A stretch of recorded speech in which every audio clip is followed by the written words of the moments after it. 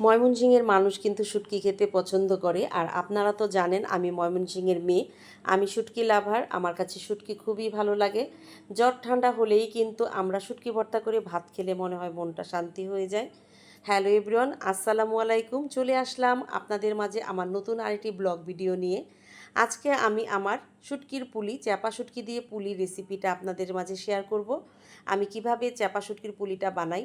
আর এখানে পুলির জন্য আমি নিয়ে নিয়েছি বড় বড় সাইজের 10টি চ্যাপা, পেঁয়াজ কুচি, রসুন আর কাঁচামরিচ ফালি। আপনারা কিন্তু চাইলে রসুনটা থেতলেও দিতে পারেন, কিন্তু আমি কিন্তু রসুনটা আস্তই দেই। আমার কাছে দেখতেও ভালো লাগে, খেতেও খুব ভালো লাগে। তো তেলের মধ্যে কিন্তু আমি চ্যাপার সঙ্গে পেঁয়াজ, রসুন আর কাঁচামরিচটা খুব ভালো করে আমি ভেজে নেব। আমি কিছুক্ষণ পরে আরও কিছু কাঁচামরিচ অ্যাড করব। আর যেহেতু শুটকির তরকারি এবং শুটকির পুলির এটা পুর হবে, ঝাল খেতেই কিন্তু বেশি মজা লাগে এবং পেঁয়াজের পরিমাণ, রসুনের পরিমাণটা বেশি থাকে, তাই কিন্তু মরিচের পরিমাণটাও এখানে বেশিই দিতে হয়। ময়মনসিংহ ছাড়া কিন্তু অন্যান্য অনেক অঞ্চলের মানুষ শুটকি খেতে পছন্দ করে না। আবার অনেকেই শুটকির যে পুলি বানাই আমরা সেটাও চিনে না, সেটা কখনো খায়ও নি। কিন্তু এত মজার জিনিস যদি তারা জীবনে একবার হলেও খেত, কিন্তু এটার তারা প্রেমে পড়ে যেত। কি তাই ঠিক বললাম না?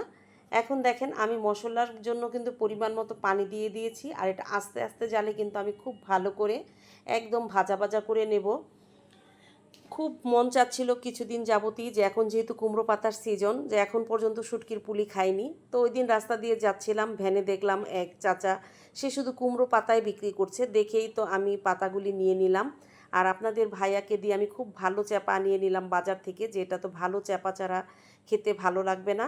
খুব ভালো চ্যাপা হলে ফ্লেভারটা খুব সুন্দর আসে, খেতে কিন্তু খুবই ভালো লাগে। তো এখন আমি কুমড়ো পাতাগুলো 3টা পাতা ভাজ করে নিয়েছি। যেহেতু ছোট ছোট পাতা, আমি 3টা 4টা এরকম দিয়েছি। আর ভিতরে পুরটা দিয়ে আমি কিন্তু এটা লক করে দিচ্ছি।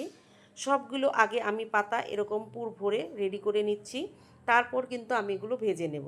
আপনারা চাইলে কিন্তু এ পাতায় পুরটা ভরার পরে কিন্তু ফ্রাই প্যানে অল্প একটু তেল দিয়ে হালকা এপিট ওপিট ভেজে ঠান্ডা করে বক্সে করে ডিপ ফ্রিজে রেখে দিতে পারেন। পরে যখন মন চাইবে তখন কিন্তু সেটা গরম করে ভেজে আপনারা খেতে পারবেন। আমি যখন বানাই খুব বেশি করে বানাই। আর এখন তো পাতাটা বেশি বড় হয়নি, ছোট ছোট পাতা, তাই এখন আমি আর ফ্রোজেন করিনি। কিছুদিন পর যখন বড় বড় পাতা নামবে তখন কিন্তু আমি 30-40টা করে বানিয়ে ফ্রোজেন করে রেখে দিই। অনেক সময় মাছ মাংস দিয়ে ভাত খেতে ভালো লাগে না, তখন যদি পুলিটা ফ্রোজেন থাকে আমরা কিন্তু খুব সহজেই চাইলে গরম করে খেতে পারি। আপনারা অনেকেই এখনও যারা আছেন বানানোর জন্য পুলি খেতে পারেন না, তারা কিন্তু ইচ্ছা করলে আমার রেসিপি ফলো করে বানিয়ে খেয়ে দেখতে পারেন, অসম্ভব মজা হয়। ভিডিওটি ভালো লাগলে লাইক, কমেন্ট, শেয়ার দিয়ে পাশে থাকবেন। আল্লাহ হাফেজ।